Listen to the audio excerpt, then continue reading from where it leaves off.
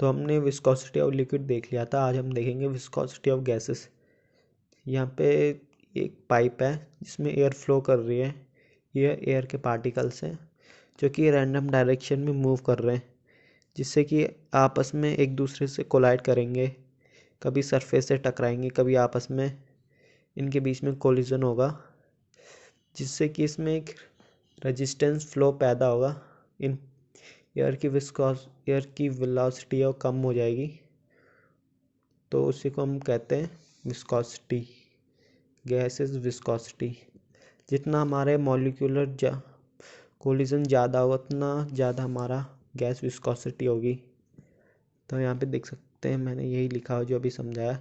In case of gases viscosity due to molecular collision, जितना ज़्यादा हमारा कोलिजन होगा उतनी ज़्यादा हमारी विस्कोसिटी होगी गैसेस के लिए।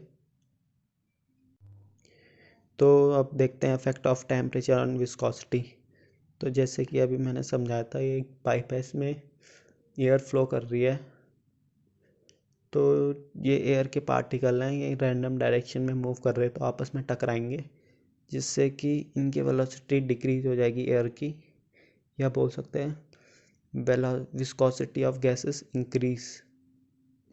तो जैसे कि हम टेम्परेचर बढ़ाएंगे तो इनकी रैंडमनेस और बढ़ जाएगी और इंक्रीज हो जाएगी, जिससे कि इनके आपस में कोलिजन है वो भी बढ़ जाएगा, जिससे कि एयर की वेलोसिटी है वो और कम हो जाएगी।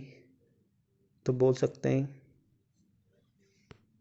On increasing temperature randomness of gas molecule increase which further molecular collision वो viscosity of gases increase।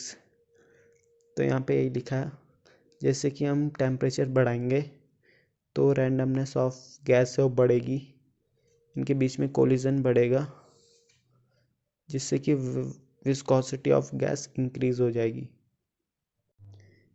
इसको हम ग्राफ में भी शो कर सकते हैं, जैसे कि यहाँ पे दिख रहा है टेम्परेचर जैसे जैसे बढ़ रहा वैसे हमारी विस्कोसिटी भी बढ़ रही है।